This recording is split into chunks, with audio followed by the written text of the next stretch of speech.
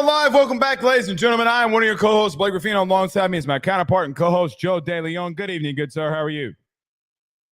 I'm doing fantastic, Blake. I said this to you this morning when I was putting the games together. The games are not as exciting as we've had over the last couple of weeks. You say this. But this is what I was about to say, is that why do I feel like after everything that happened last week, we're going to get completely stumped with something even crazier? And I don't know what that is. I have no idea. Say this. Goofy shit starts happening. I pray it's not going to happen.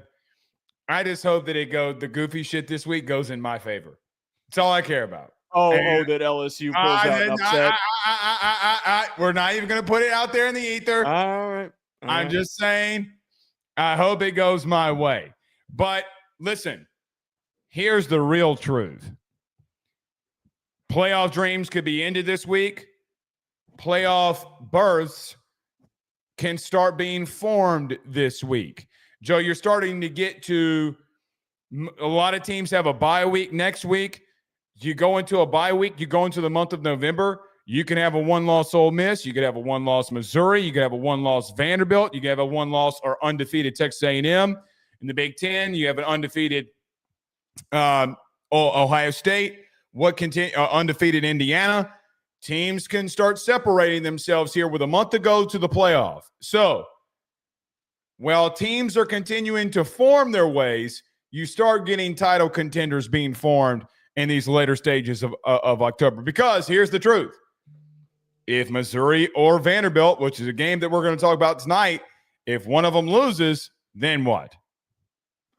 Right. There's a couple of matchups that we have this week, specifically with the Vanderbilt-Missouri game and the Ole Miss-Oklahoma game, where we could really have one team establishing themselves the momentum that they need to go on a college football playoff run. And we're going to find out what that ends up being. I got to be honest with you. I think that this is kind of a massive week, to be honest with you, for playoff implications. For some of these underrated teams that need to be able to bolster their resumes. It absolutely is. I got to be honest with you. I was kind of curious to recheck the schedule for this week. There actually really aren't that many games where anything like really crazy can happen. There's really not, unless Kentucky upsets Tennessee or Michigan State upsets Michigan. What month are we in?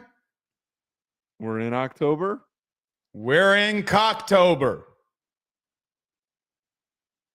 Are you implying a cockening, or is that what you're implying? Good Lord, man. You didn't have to go that far. This show's PG-13. No, it's not. No, it's not. It's rated R. We're close to being XXX, pause. Okay. we shall see. I don't know what game it's going to be, but I feel like somebody's getting upset. By the way, what happens with Georgia Tech this week?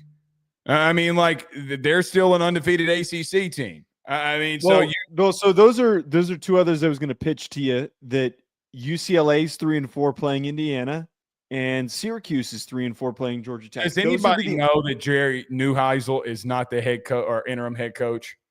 Our listeners do, because we've brought up multiple times that Tim Skipper is an awesome coach and that he should get the head coaching job and they shouldn't hire anybody else. I think Tim Skipper's doing a fantastic job by knowing that Jerry Neuheisel's the pulse to keep this team together. Yeah.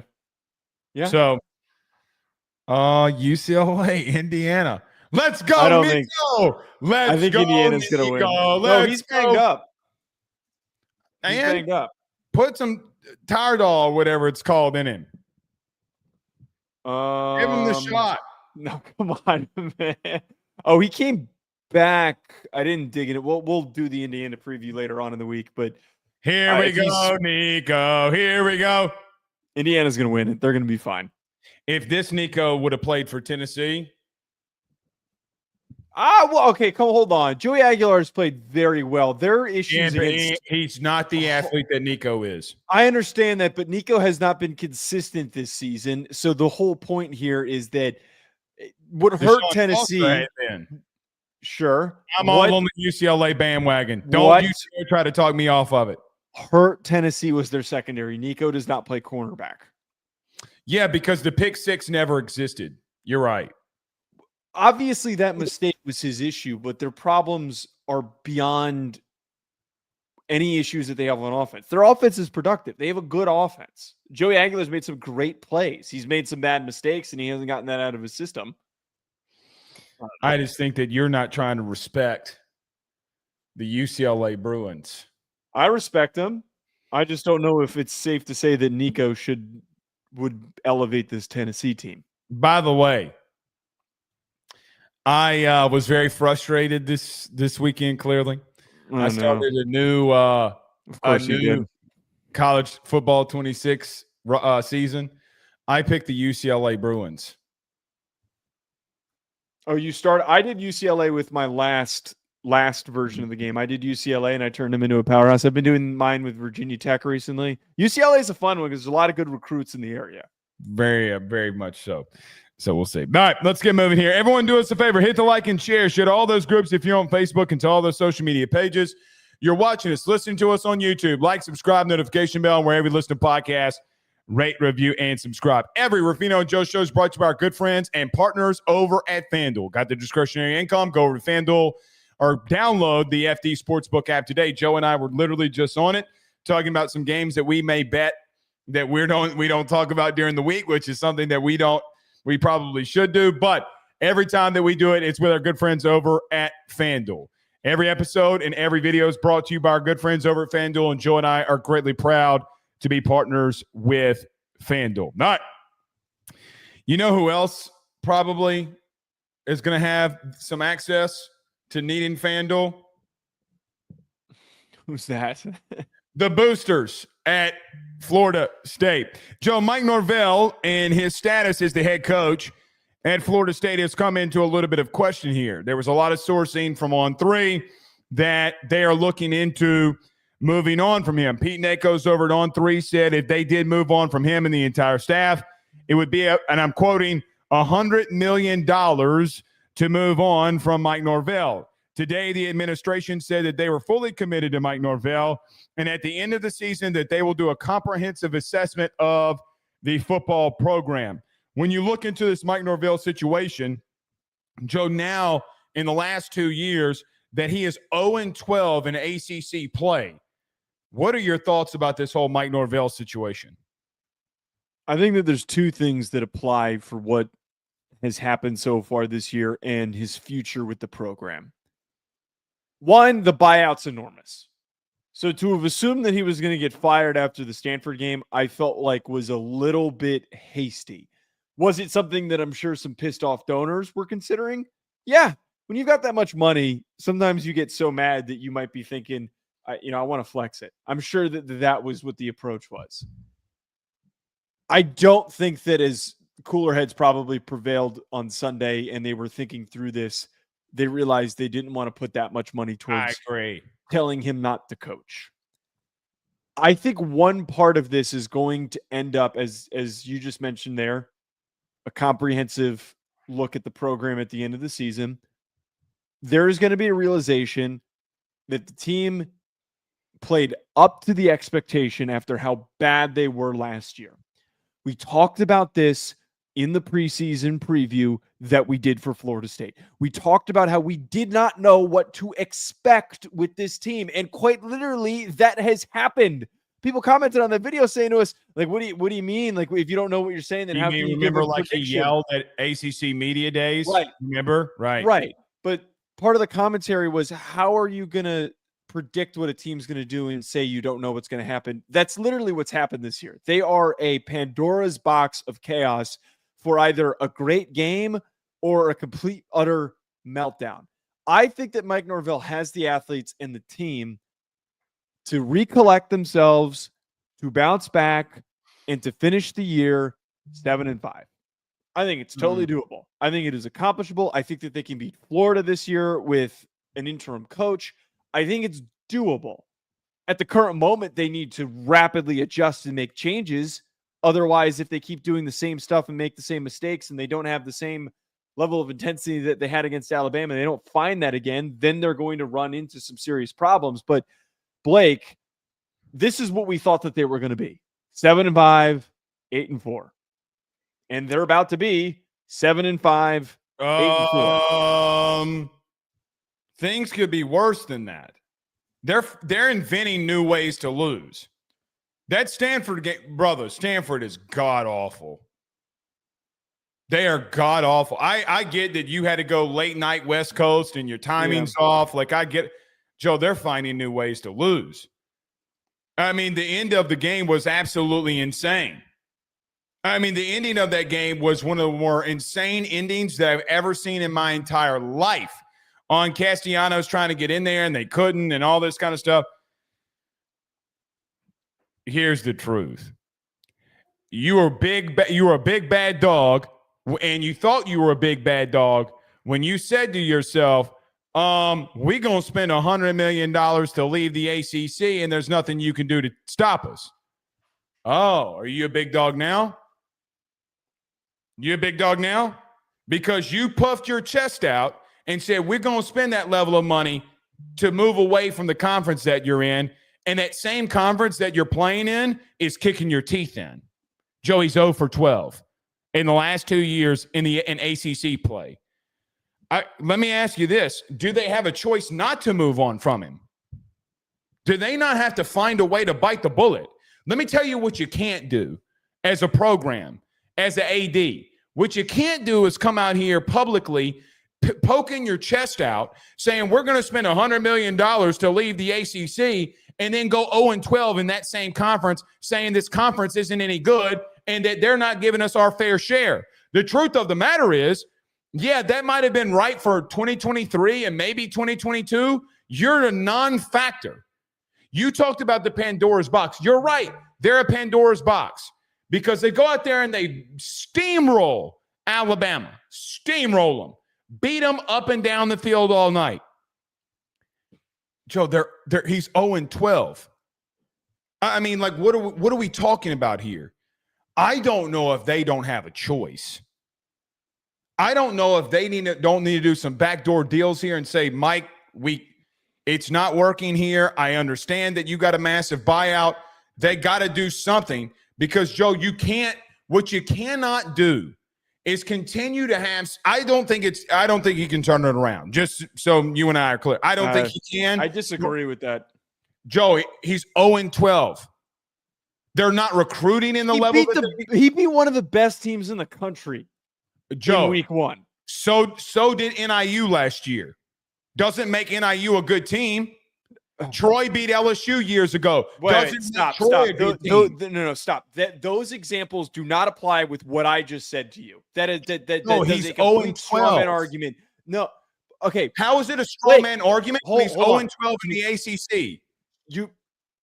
I understand what you're saying, that the recent stretch of performances that they've had have been atrocious, and I get that a lot of Florida State fans are upset. But at the same time, what did we think was going to happen in the preseason?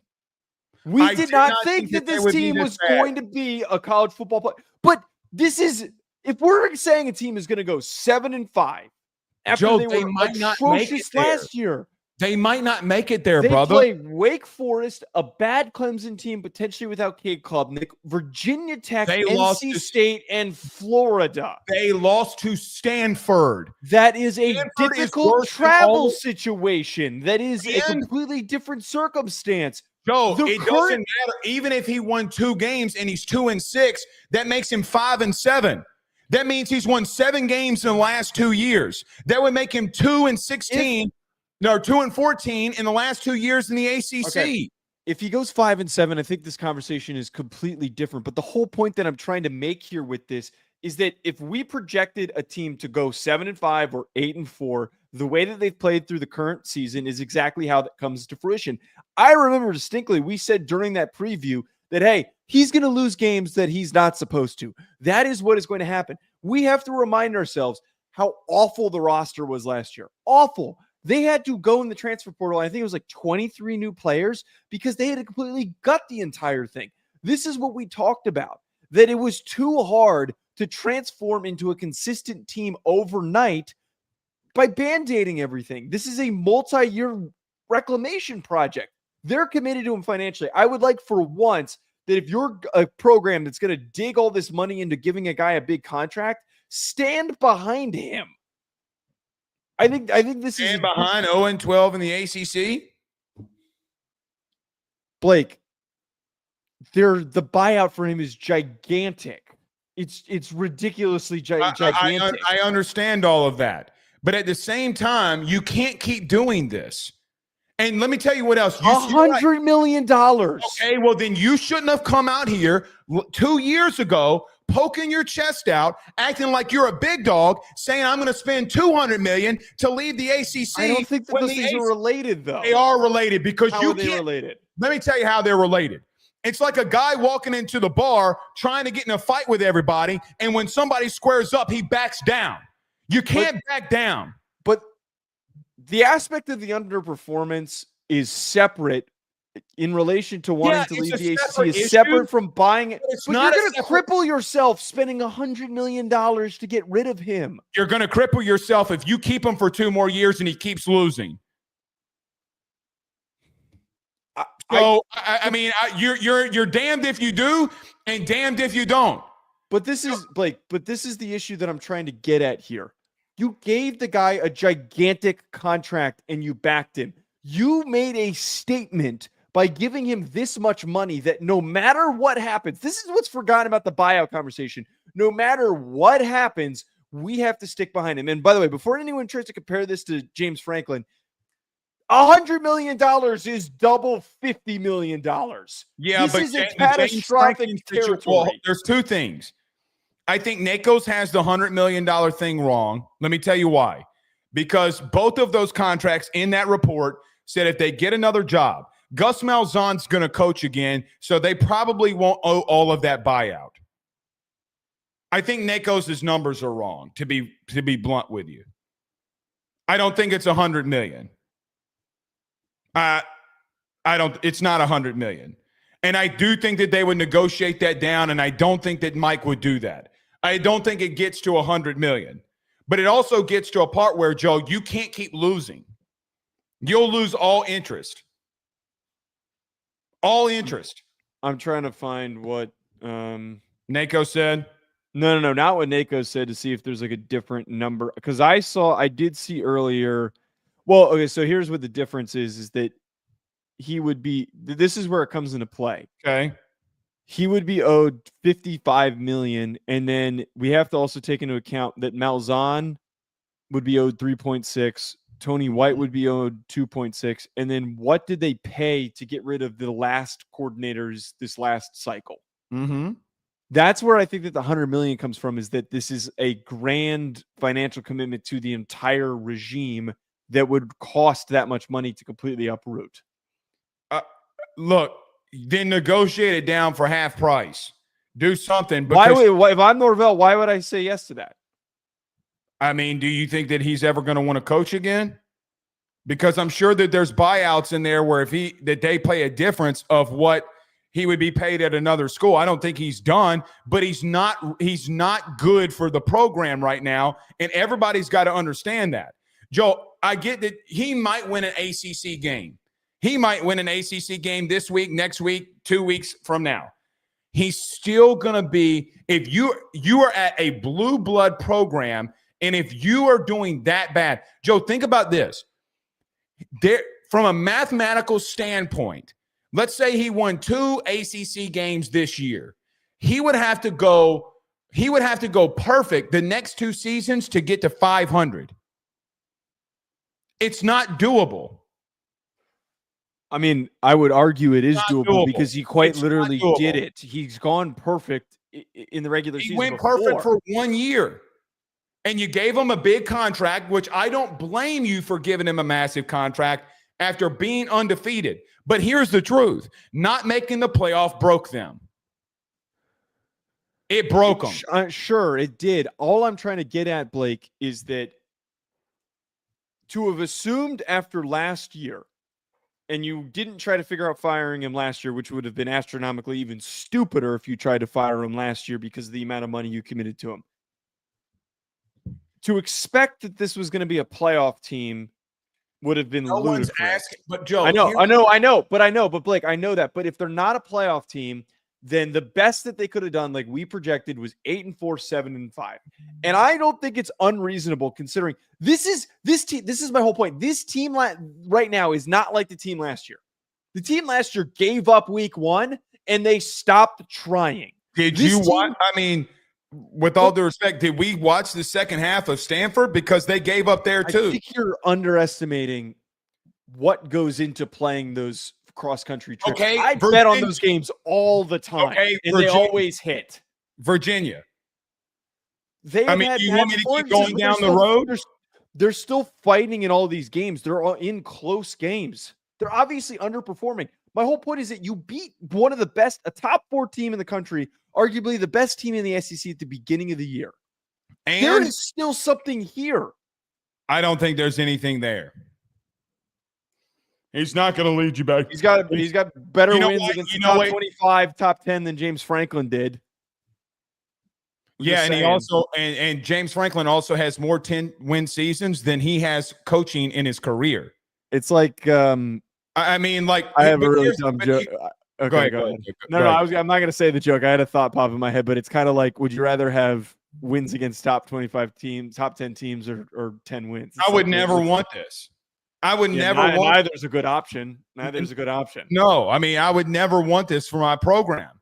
I mean, like, I would rather not get over the hump and still be competitive in some games and not be completely sucky. Joe, I don't know if they can get to 5 wins.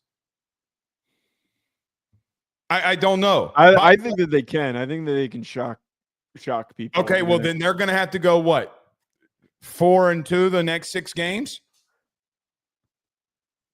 You're telling me that they can't beat Wake Forest, Virginia Tech, NC State, and Florida and win 4 games? Do I think that they can? Do I think that they can? Yes. But at the same time, I also saw you go on the road to the worst team in the FBS. Stanford's not the worst team in the FBS. Okay, who is? UMass. They're okay. Oklahoma State is far worse than Stanford. They're not far off. I think you're underestimating Stanford.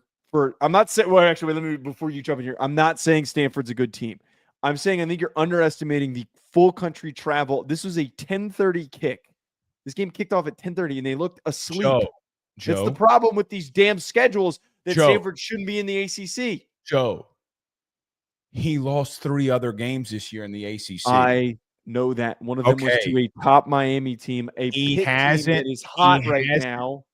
He hasn't won a conference game in 12 games in the ACC. And that's abysmal, but you're paying $100 million to tell him to F off, and that's stupid. That's stupid. Yeah, I didn't say, hold on. I didn't say it wasn't stupid. I know, I'm not calling you stupid. I'm saying it's not stupid. But at the same time, then you get to a place and situation where are you just going to leave him there and let him keep losing? And by the way, what's the moves that you make? They said that they were going to assess things at the end of the year. What fucking moves do you make? Because you're not going to fire Gus Malzahn. Newsflash, you're top 5 in scoring offense. Well, you could the one thing you could do is that you could negotiate that if he wants to stay, that he's got to give back a significant chunk of his salary to go towards NIL, which he did already. So like that, see, that's actually what should happen. That is different than a firing and then a negotiation of a buyout, because I don't think that Mike Norvell. Hold on, that's not what I'm saying. Down a shitload of money to not. That's not what I'm asking you. Okay. They're losing. So what changes do you make? I'm not talking about Norvell. Yeah, they're talking about the AD's talking about firing coaches. Fire whomst? I guess Tony White. Good luck. He'll be at a P4 program in the morning. Anyway, all right, we got to get these previews. Missouri versus Vanderbilt this Saturday. Game day will be in Nashville for this game. Joe, if I would have told you that Vanderbilt, Missouri would be a top game in the SEC this year, you might have laughed. No, you wouldn't have, because you're not a casual. But Vandy, Missouri this weekend, 2.5-point spread. Vandy is -2.5 on FanDuel. Your thoughts? I told you to read it, and then I wrote it down. So silly. But what are your thoughts on this game? Yeah, if you want to bet on it on FanDuel, those are the odds for the game. Blake, this game is really intriguing because you have an opportunity for one of these programs to take advantage of momentum and really establish themselves as one of the new up-and-comers in the SEC. We're not used to seeing Vanderbilt or Missouri be in the conversation for the SEC title by the end of the season. I think that a couple things apply here.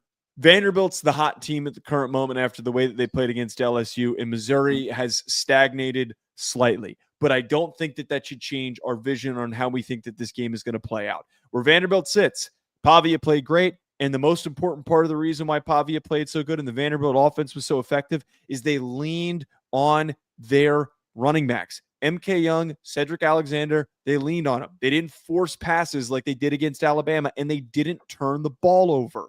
If you don't turn over Vandy, you will lose. That is how you end up playing the game and failing. Missouri's struggles, I think, are more of the result of them having two challenging defensive matchups and things not going their way. Ahmad Hardy, a little bit of tough time getting going over the last couple games. Bo Pribula, who was really awesome leading up to the Alabama game, now having some turnovers, now having some miscues. Accuracy is not the same that it was, but we at least know that there's something for him to go back to. I think that, Blake, both of these teams have versions of themselves where they're premier programs, but they also have versions where they struggled this year. And which version comes out for either team will determine the outcome. Well, let me back up on this thought process. Can Bo Pribula throw the football consistently enough to beat Vanderbilt? I think that is the number one question that you have to ask, because let's talk about something. Vanderbilt is 12th in the country in run defense. Now, I'm not saying Missouri's not good defensively. I'll get to them in a second. But they're 71st in the country in passing yards allowed. Their secondary has leaks. LSU last week did not target those leaks. By the way, the 5 times they did, you want to know what happened? Here it is.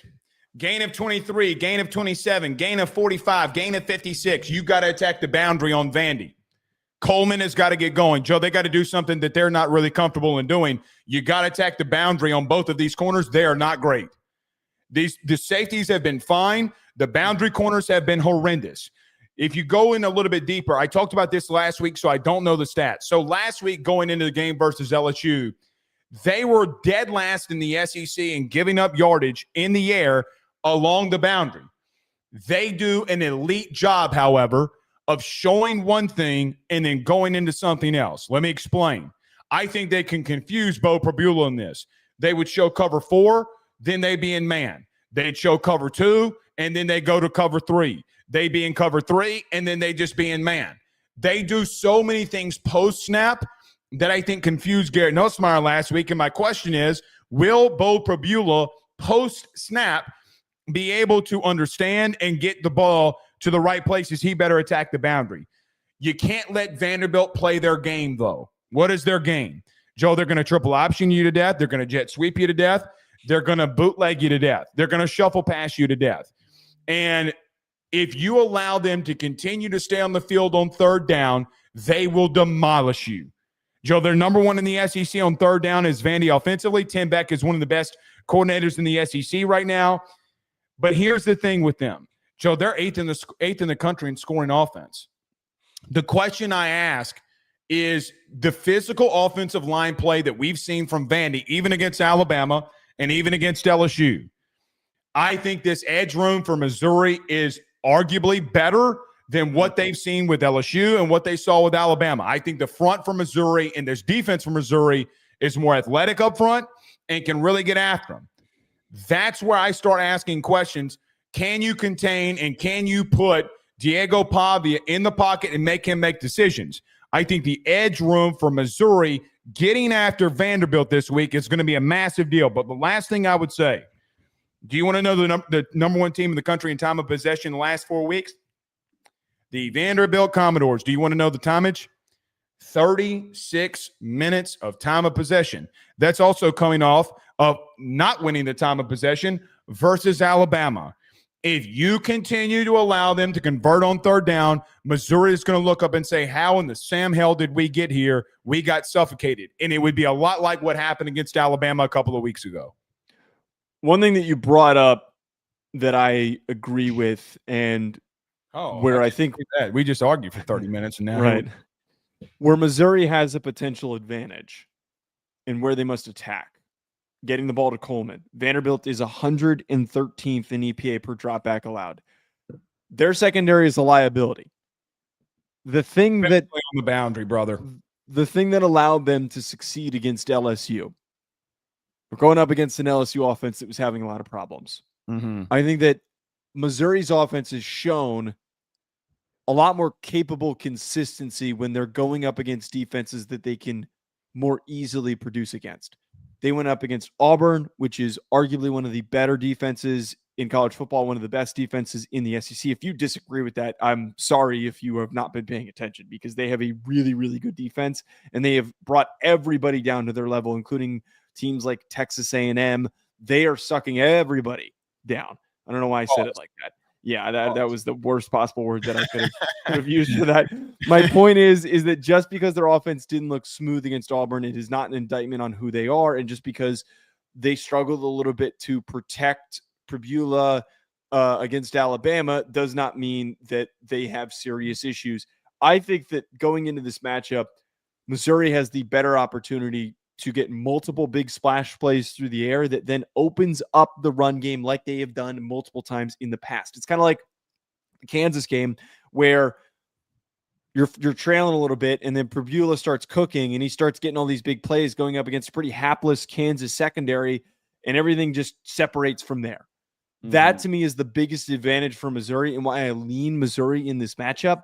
But at the same time, if this Missouri run defense that has shown issues before, 62nd in the country in EPA per rush allowed, if they do not play good contain and bottle up the rushing attack and play assignments down, it will be a very, very long game, and it will be a very wonky shootout between the team that's attacking through the air and one that is attacking on the ground. What's the health status of Alexander is going to be my question in this one. Yeah. I don't really know what his health status is at the current moment, nor did I look, and that's on me for not checking. I think this Missouri team is not getting the credit that they deserve because, Joe, my real question is the physical offensive line play that you got from Vandy last week, and look, they switch guards and tackles. They go strong side, and the guard and tackle flip left. They'll go strong side right. They'll flip the guard and tackle. I just question – can they hold up against the best, and I mean this, the best defensive line that they've seen all year? And can Pavia make the plays and make the throws that he's going to have to make? Now, I know that this Missouri secondary this season is 13th in the country in passing yards allowed. However, I still don't think that secondary is great. And I don't know if this is the team and Pavia is the person that can attack them on that. Mm-hmm. So even their biggest weakness comes to a big strength this week. Joe, one thing that I got to go back to on this, both teams have been struggling offensively to throw the football around. Missouri offensively, look, I do think that you'll have success running the football. I do. I think Ahmad Hardy can get going, Roberts, Pavia, and you got to stay with it. But, man, when they had to throw the football the last 2 weeks, they simply couldn't do it. And I think people need to re-understand what they see in Vanderbilt in their front seven. This is not a shitty team. I said it all last week, so I'll just say it here. This isn't your grandmammy's Vanderbilt. It just isn't. They are a physical football team. So I think the more that you run the football and take the ball out of Bo Pavia's hands from throwing it, you have a chance. The more that you try to sit back in the pocket and make him throw, Joe, I think he's going to be in trouble. I don't like what I've seen the last 3 weeks out of him. I don't know who or where to lean here. I think both of them, ironically, are really even in a lot of areas. As crazy as that sounds. They do things differently, but the principles are still the same. Whatever team is able to accomplish the things that they need to in the running game is going to win this one. I could see it going 3 points either way. I really don't have a feel on where I'd go in this game yet. I do agree with that statement that you have there that that these teams are shockingly somewhat even. Like there's a lot of similarities. I mean, They're not paired out. I'm not trying to stop you, but total D, one's 8th, one's 12th. One's 12th in the country, and run D, one's 7th. I mean, like, what do you want to? I mean, they're damn near even in every statistical category. Well, and I think that a part of this too, and I said this, that I thought that Missouri was the better version of Vanderbilt, was that the team that everybody thought that Vanderbilt was, Missouri was more reflective of that because Pavia is the better passer. He is the better quarterback. And when he's been on this season and he hasn't been through this rough stretch, he has made some tremendous plays through the air and he's been super accurate. He's been very active on the run. He's been a good improviser. I feel like Pavia has been more successful because defenses are on their heels because they're just calling such great game plans. And that has ultimately led to serious issues for defenses that they are constantly trying to regather themselves. They don't know what to do. I still stand by, though, that Missouri having that advantage and that ability to produce through the air is where they can create success. I do agree, though, that Vanderbilt, we should not overlook them in a matchup like this because they're at home and they are a very physical team, but so is Missouri. Who wins the battle of physicality, who runs the ball more successfully on the ground, who grinds out the short yards, who converts on 3rd and short. Those are the types of little things that win a ball game like this. Who of you just mentioned Alexander, what his situation is. If he plays, who has the better running back tandem? You know, that's kind of part of this too. That would be really interesting to track of whose group of guys ends up popping off more. But see, here's the thing with Vandy, though. They get receivers involved in the run game. Like, it's not just a 3-headed monster. It's a pause, but it's a 6-headed monster. Because, Joe, they ran a quadruple option on LSU, okay? They had an RPO on the backside, meaning a quick screen on the backside to a RPO slant. They had a jet motion sweep on an inverted veer and then ran back with an option to the backside. So you have an RPO slant, you have the jet sweep, and then a read option. What in the Sam hell are you? I have no clue what you do to that. Get the edge players upfield and hit Pavia in the mouth? I mean, that's about it. And you got the players to do it. If I had to lean, I might lean a little bit Mizzou. I think that's where my lean is too. And I wouldn't be shocked if I don't change my mind by the end of the week. But my current thoughts kind of reside with that I feel as though Missouri's going to win this game. Very well could. All right, let's move on here. Joe, Ole Miss versus Oklahoma this upcoming weekend. Ole Miss coming off the loss to Georgia in a really stellar game. Oklahoma bounces back after their loss to Texas. Your thoughts of Ole Miss and Oklahoma going into this one? Blake, man, I really do not think that this Ole Miss defense is very good. I'm just going to straight out say it. I do not think that this Ole Miss defense is very good. And I think that this is a very troubling matchup for them having to deal with an Oklahoma offense, albeit with a still visibly recovering John Mateer. My biggest question mark coming into this game is how healthy is Mateer, and is everything going to be slowly looking more like normal before he had surgery? Blake, right now this season, there are two very troubling areas for this Ole Miss defense. 125th in EPA per rush, 131st in havoc rate, and they are 47th in EPA per dropback. They do not do anything well. They got ran all over against Georgia. They're facing an Oklahoma team that has trouble running the football. But Blaylock had an awesome game this past week. And I kind of wonder, was against South Carolina, another bad run defense. So I'm trying to just get at here, man. If Oklahoma can run the ball, it's lights out because they've had a lot of issues running the ball this season. That's exactly why they won against South Carolina, is that Mateer was a little bit off. He's not playing him his normal self. And then, boom, the run game takes over. And that was all it really took. I'd be curious to see if Ole Miss, how they play in this game, if their defense can improve, because it has to be better than it was against Georgia.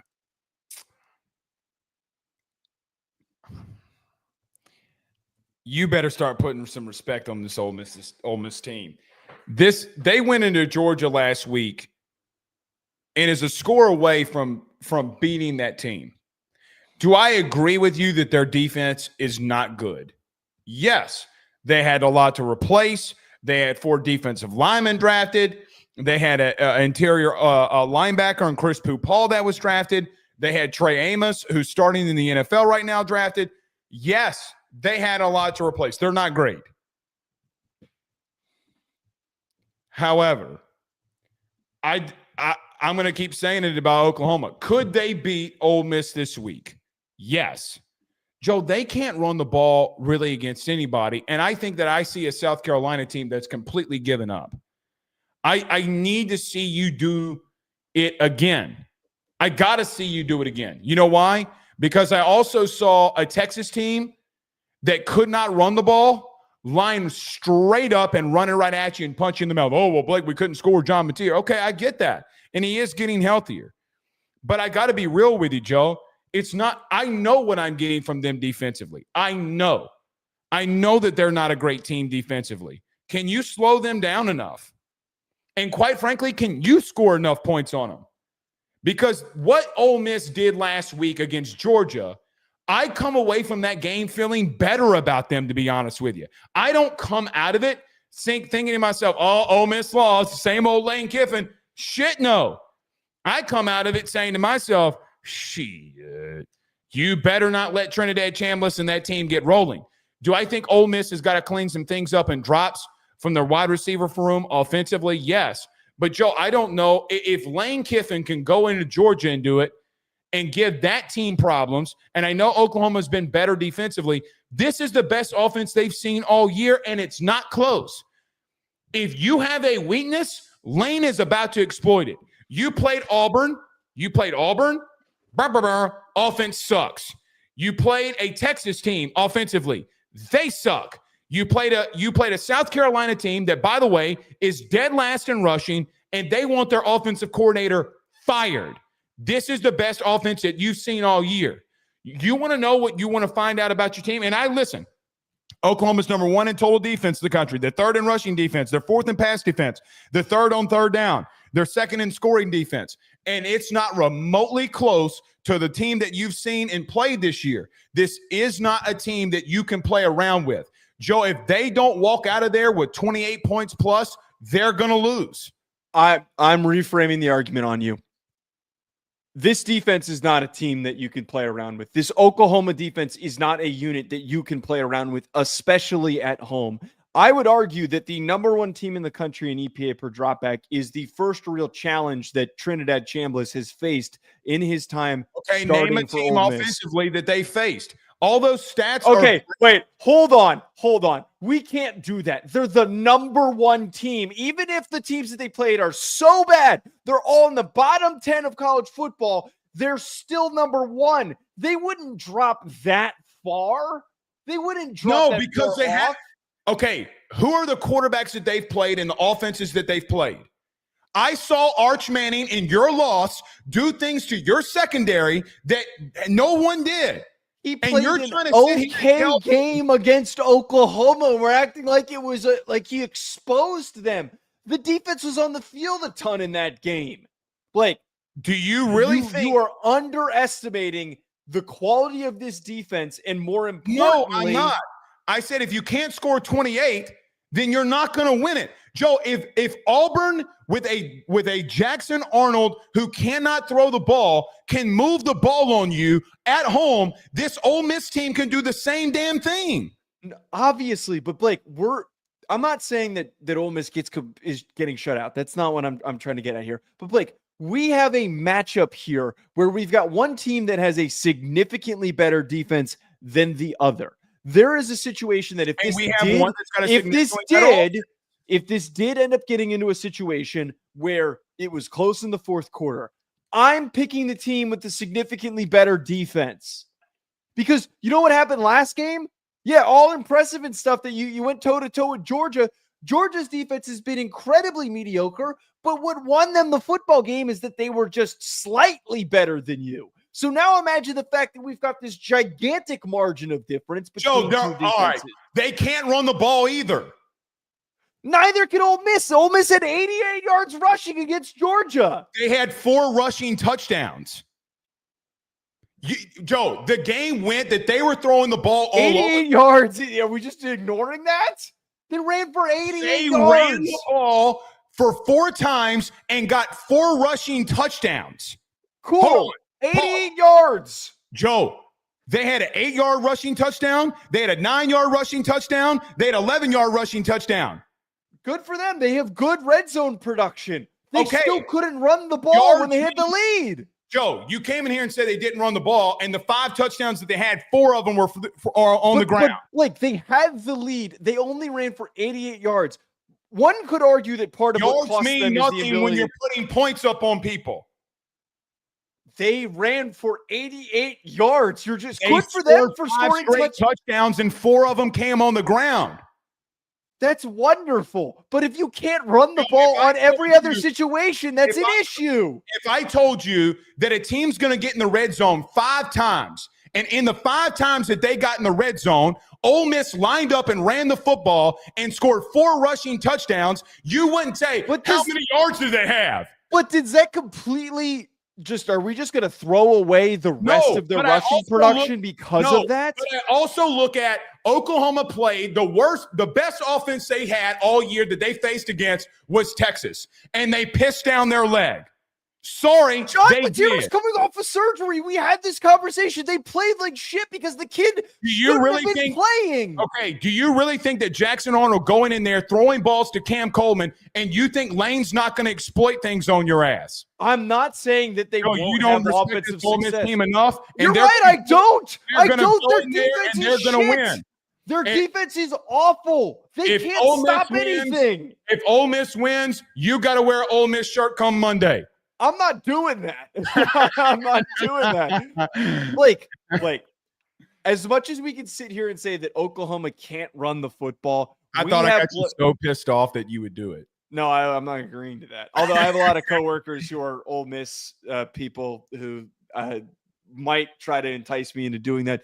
Blaylock had a great game against South Carolina. He's going to have an even better game this week. No, he's not. No, he's not. That offensive line stinks. No, he's not. Is Ole Miss's run defense suddenly just going to get better? No, I don't think that they instantly get better, and I think they will be better in running the football. But here's the problem. I don't think that they will protect John Mateer enough. And Mateer's their running game. I don't think the run game comes from Blaylock. What pass rush, though? That Ole Miss pass rush isn't even been good. Double-digit sacks a season ago. He doesn't have it. If I remember correctly, did he get a sack against Georgia? Neither does Dylan Stewart. Does he suck? Dylan Stewart doesn't have a sack this year? I think he has like 2. That's different than not having any sacks. Okay, but he doesn't suck. He's halfway through the season, and he's not remotely close to double-digit sacks. Does he suck? He has 3.5 sacks so far this season. No, he doesn't, because I argued that Suntarine Perkins' sack production was inflated, because I remember watching his tape and seeing that he was the fastest player on the field He was benefiting from the fact that there were open lanes to the quarterback because attention was driven to stopping Walter Nolan and everybody else. Oklahoma's going down. The whole group. No, Oklahoma's going down. I can't believe that you just love to be the Oklahoma hater. You mean to tell me that the best offense that they saw, take the offensive performance out of it. Did you see Arch Manning scrambling on their ass? Yes or no? He had a good game. He played better than he was supposed to. And Trinidad Chambliss and Lane Kiffin Joe, let me ask, is this the best offense they faced? This is the best defense that Trinidad Chambliss has faced. That's not what I asked you. Is this the best offense that they faced? No shit, it is. It obviously is. And they're going to go in there and they're going to bend you over and they're going to spank that ass. I can't wait for this one. We got to get to this last preview, but I can't wait for this one. I've been trying to make you mad so I didn't have to get to this preview and feel sad about myself. Last one here before we get out of here. Texas A&M goes to Death Valley this weekend. LSU coming off a very disappointing loss to Vanderbilt. A&M squeaks out a win versus Arkansas. When you look at A&M versus LSU, what are your thoughts? Outside of if you pick LSU, I'm going to throw you No, off. I'm not. I am not. I was just going to start this conversation with it. I mean, this is the biggest narrative in the sport this week. Seriously, like we need to talk about this, and I don't think enough people are recognizing this outside of the LSU community. This is a must-win game. You lose all faith and hope in the fan base, and I think you lose a lot of respect nationally if you can't win this game against Texas A&M at home. The one thing, the edge I will give to LSU is that I do think that their defense is still good despite their struggles that they've had over recent weeks. And I think having this game at home is obviously truly beneficial because it is one of the hardest places to win on the road. That being said, though, Texas A&M is on a prolific run offensively. They can do so many different things to hurt you. Even without Le'Veon Moss, Ruben Owens is a tank, and he is playing up to his 5-star billing in his projection. This team is averaging 196.7 rush yards per game. And even though defensively they got cooked by Taylen Green, and I still do not feel truly secure about Texas A&M's defense, especially their run defense that's 84th in EPA per rush allowed in college football this year, they still have some pretty good bodies. I love Cassius Howell. I think Dayon Hayes is underrated. I think Albert Regis is a solid player, and I think DJ Hicks has stepped up at defensive tackle as well. This is a big challenge for LSU, and I think that it is going to be one that, sadly, they probably can't overcome. I'm saving this for a greater detail on Thursday. There's one massive weakness A&M has. You want to hear it? What is it? They're horrific on third down offensively. That is true. They're 39%. Horrific. Well, but do you know what they're allowing? 22.7%. So that's kind of the dichotomy of the inverse is that they're second in the country in third down defense since Elko's basically taken everything over. Now, Concepcion, Bussey, Craver, the tight end play, the running game, I don't think LSU can contain it. Here's the thing. LSU can't score enough to beat them, I don't think. And as much as it would pain me to say, this is the most electric offense in the SEC right now. I think Bama can have the conversation and the argument. The problem with Alabama right now, Joe, is they are currently – sorry, I have my notes here. Alabama is currently 103rd in rushing offense. A&M, on the other hand, well, they're 30th in rushing offense. That's the difference. They can throw it and they can push the ball down the field. And when you back people off and you play coverage, they're going to run the ball right at you with two dynamic running backs, really three dynamic running backs. Smith got going last week. I look at the game versus Arkansas and got to be real with you. If I'm an LSU fan, I'm completely throwing it out of the window. Your quarterback's is the inverse of what Taylen Green is. I got to give Taylen Green a lot of credit. He kept them in that football game. Running the football around, he kept them in that football game. They played coverage. They were like, listen, he's going to go off on us. Garrett Nussmeier will never. And that's just the bottom line.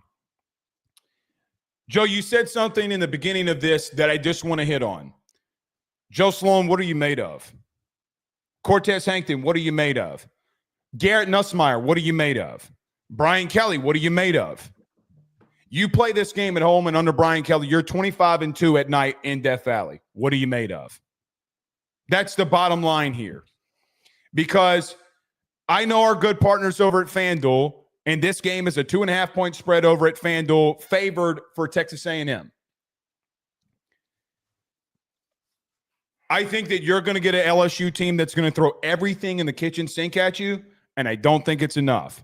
I think that they can limit them because of their secondary. They can limit. But I think Marcel Reed is the biggest X factor in all of this. I don't think that I don't know if they can contain him. I don't know that.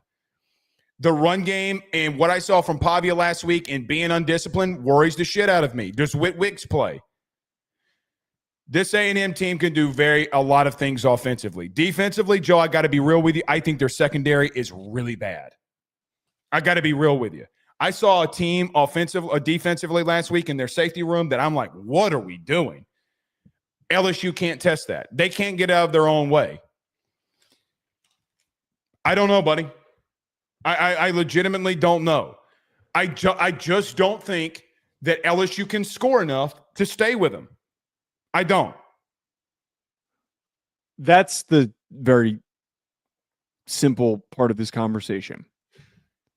Texas A&M was put on the ropes somewhat by Arkansas because Taylon Green went kind of full Jaden Daniels and ran past everyone and made a ton of crazy big plays to put a ball. Basically, was their whole offensive production. That's not Garrett Nussmeier. And you don't have anybody on the roster currently that can do something like that. LSU doesn't? Well, they can play quarterback right this second. Well, Van Buren might maybe, but I mean, hold on. Yeah, just be careful. Be careful well, with that. If PK had some real nuts, he would trot out Van Buren then unexpectedly to start the game. I mean, if he really wanted to. Well, seriously, that has been a relative issue for Texas A&M is when they face teams with dynamic run games. So if you need to manufacture your run game, put the more athletic quarterback out there, get Caden Durham going a little bit, get Harlan Berry going a little bit, but that's not going to happen. Well, that would be awesome.